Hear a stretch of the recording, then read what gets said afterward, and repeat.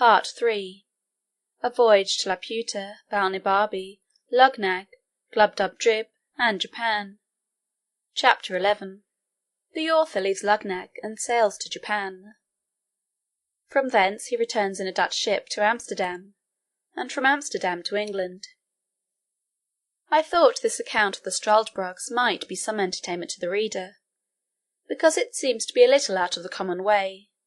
At least, I do not remember to have met the like in any book of travels that has come to my hands; and if I am deceived, my excuse must be, that it is necessary for travellers who describe the same country very often to agree in dwelling on the same particulars, without deserving the censure of having borrowed or transcribed from those who wrote before them.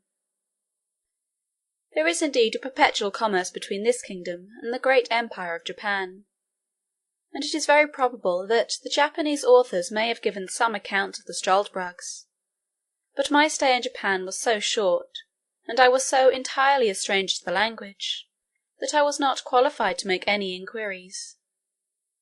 But I hope the Dutch, upon this notice, will be curious and able enough to supply my defects.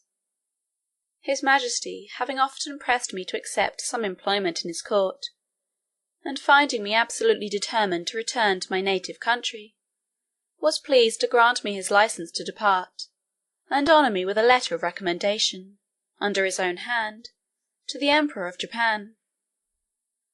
He likewise presented me with 444 large pieces of gold, this nation delighting in even numbers, and a red diamond, which I sold in England for £1100.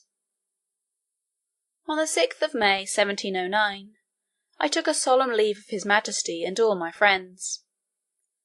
This prince was so gracious as to order a guard to conduct me to Glangenstald, which is a royal port to the south-west part of the island. In 6 days I found a vessel ready to carry me to Japan, and spent 15 days in the voyage. We landed at a small port town called Zamotia, situated on the south-east part of Japan. The town lies on the western point, where there is a narrow strait leading northward into a long arm of the sea, upon the north-west part of which Yedo, the metropolis, stands. At landing, I showed the custom-house officers my letter from the King of Luggnagg to his Imperial Majesty. They knew the seal perfectly well. It was as broad as the palm of my hand. The impression was a king lifting up a lame beggar from the earth. The magistrates of the town, hearing of my letter, received me as a public minister.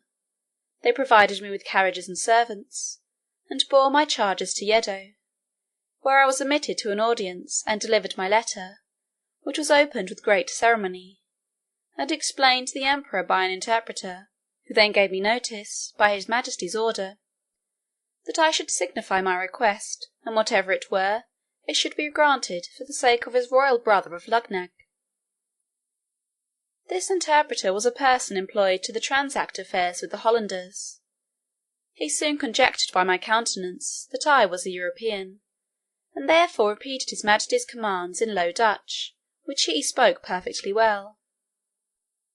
I answered, as I had before determined, that I was a Dutch merchant, shipwrecked in a very remote country, whence I had travelled by sea and land to Luggnagg, and then took shipping for Japan, where I knew my countrymen often traded, and with some of these I hoped to get an opportunity of returning into Europe. I therefore most humbly entreated his royal favour to give order that I should be conducted in safety to Nagasaki.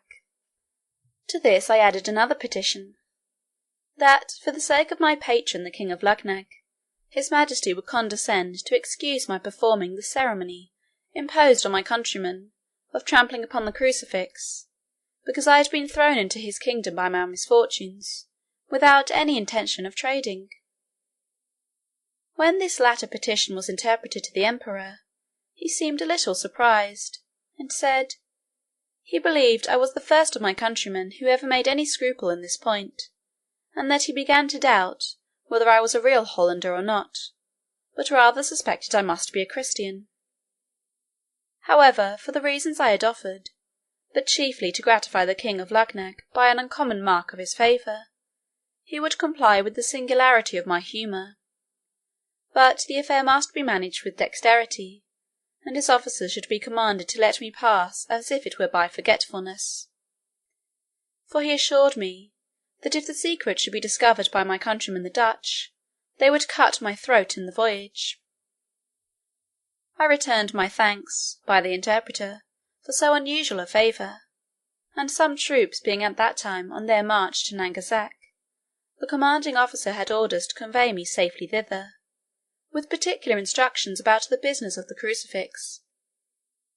On the 9th day of June 1709, I arrived at Nangasac, after a very long and troublesome journey. I soon fell into the company of some Dutch sailors, belonging to the Amboyna, of Amsterdam, a stout ship of 450 tons. I had lived long in Holland, pursuing my studies at Leyden, and I spoke Dutch well. The seamen soon knew whence I came last. They were curious to inquire into my voyages and course of life. I made up a story as short and probable as I could, but concealed the greatest part. I knew many persons in Holland. I was able to invent names for my parents, whom I pretended to be obscure people in the province of Gelderland. I would have given the captain, one Theodorus van Grult, what he pleased to ask for my voyage to Holland; but understanding I was a surgeon, he was contented to take half the usual rate, on one condition, that I would serve him in the way of my calling.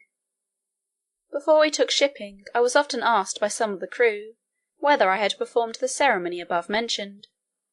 I evaded the question by general answers, that I had satisfied the emperor and court in all particulars. However, a malicious rogue of a skipper went to an officer, and pointing to me told him, I had not yet trampled on the crucifix; but the other, who had received instructions to let me pass, gave the rascal 20 strokes on the shoulders with a bamboo, after which I was no more troubled with such questions. Nothing happened worth mentioning in this voyage. We sailed with a fair wind to the Cape of Good Hope, where we stayed only to take in fresh water. On the 10th of April 1710, we arrived safe at Amsterdam, having lost only 3 men by sickness in the voyage, and a 4th, who fell from the foremast into the sea, not far from the coast of Guinea. From Amsterdam I soon after set sail for England, in a small vessel belonging to that city. On the 16th of April we put in at the Downs. I landed next morning, and saw once more my native country, after an absence of 5 years and 6 months complete. I went straight to Redriff, where I arrived the same day at 2 in the afternoon, and found my wife and family in good health. Part 3, Chapter 11.